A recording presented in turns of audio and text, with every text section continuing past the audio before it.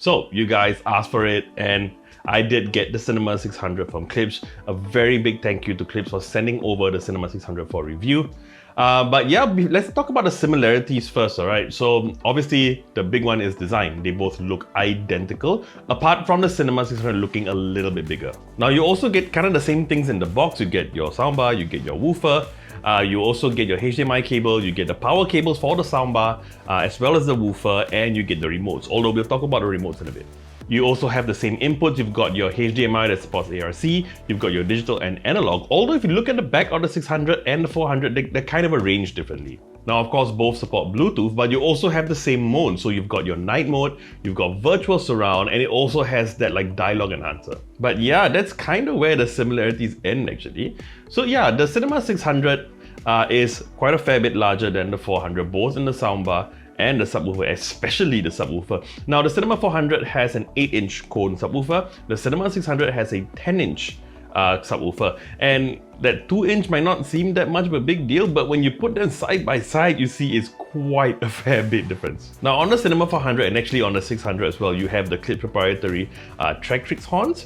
But on the Cinema 400, next to it, you get these two woofers that are covered by the mesh on the Cinema 400, and that's kind of it. But on the Cinema 600, you get the horns, you get the woofers at the side, but you also get a tweeter right in the center, coupled by another set of woofers. Now, of course, under normal circumstances, you can't really see it, but when you shine a light through it, then all the horns and the woofers are a lot more obvious. Now, the other difference is actually the remote, and I gotta be honest, I wasn't expecting this, but the remote on the 400 and the 600 are totally different. It's like a total redesign, and I'm a little surprised, to be honest. Like, they both do the same thing in terms of functionality, so I don't see the need for a different remote.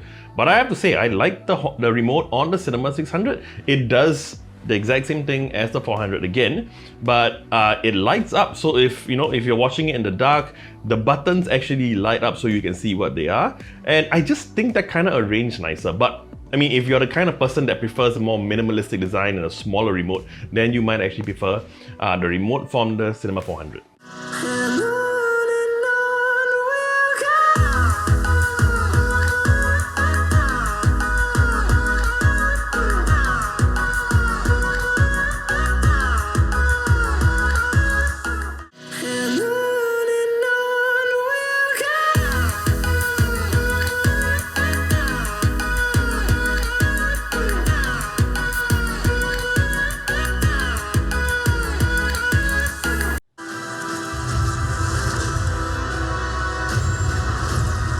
Evacuate the city.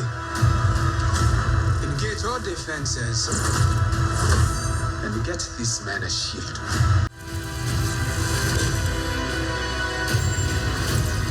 Evacuate the city. Engage all defenses. And get this man a shield. Alright, so you just heard some audio tests comparing the Cinema 400 and the 600. Now, the reason why I actually decided to compare the 400 again instead of just asking you to watch my previous review is that this time I'm using a different microphone. So in my previous video of the Cinema 400, I used the Rode NTG2, not my favorite mic. This time around, I've got a much better microphone, a microphone that I love a lot, right? So the Deity S Mic 2S, that's the one that I'm using now. And as much as I love that mic, the same thing kind of applies here. Now, you're not going to get the exact same audio quality if you were to sit in front of the soundbar and hear it yourself. I think it's kind of self-explanatory why you're not going to get the same, but not just that, you're also not going to get an idea of how the virtual surround works, because obviously it's one microphone, so it's going to be a mono signal. But man, having said that, the difference between the Cinema 400 and the Cinema 600 is like night and day. Now, it might not be as obvious in the audio test, but trust me, if you're sitting in front of it and you listen to the two side by side, the Cinema 600 is incredible. Now, I really like the Cinema 400. I think it's really good for the money, and we'll talk about the price of the 400 and the 600 later. But man, to me, the Cinema 600 is even better value, even though it's more expensive. It just sounds incredible. It's a lot clearer. The voices are a lot more upfront compared to the 400, and I'm pretty sure that's because of the additional woofers and the tweeters right in the center. And not just that, so like in the Cinema 400, I did mention that the virtual surround was pretty impressive. However, when I turned it on, it seemed like all the dialogue was coming towards the left of it. I wasn't quite sure why. I thought maybe it had something to do with the way I arranged it in my living room. But when I put the Cinema 600 and I turned on the surround, it was actually perfect. And I think, again, a big part of it, I'm pretty sure, is because of the additional woofers and the tweeter. And here's the thing, so the Klipsch Cinema 400 on the box and on the website, they say that it's meant for TVs up to 43 inches, which is fine, I guess. And then the Cinema 600 is meant for about 50 inches. Honestly, I feel like it will definitely support TVs bigger than that. I don't see the issue.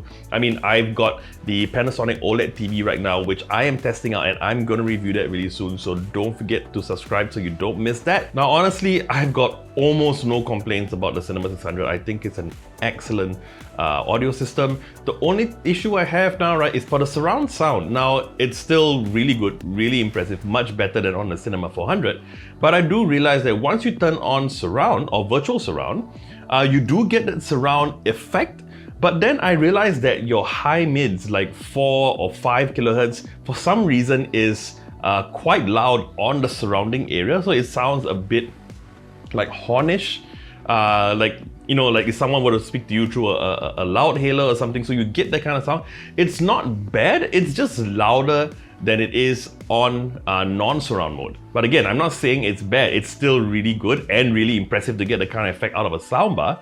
But yeah, in terms of audio quality, I do prefer the one with surround off. And also one thing to note, I don't think I've tested or heard any soundbar that is as good playing music as it is playing like TV series and movies, and that's actually quite a big feat. Oh, and the other thing, so the Cinema 600 actually allows you to connect to the Klipsch Connect app that you can use to connect your other Klipsch devices as well, which is really good. The only issue is right now, you can only do a couple of things. One is you can see all the quick setup guides and all that, which if you've already connected to the app, I'm guessing that you already know how to set it up to your TV.